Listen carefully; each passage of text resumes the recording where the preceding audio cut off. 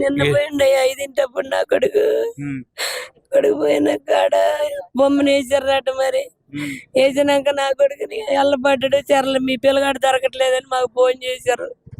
Phone చేస్తే మేము వెళ్ళినాక ఎట్టబడ్డాడమ్మా అని అడిగితే షాంపూ రుద్దుకుంటా జారి పడ్డాడని చెప్పింది.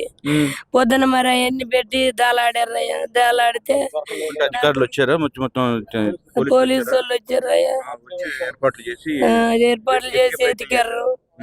ఎదిగితే బొమ్మ కింద దొరికిండు నా కొడుకు. తీసుకొని వచ్చినాం మా బాబుని. తీసుకొని వచ్చినాక ఇక వాళ్ళని పిలిపించుకున్నాం.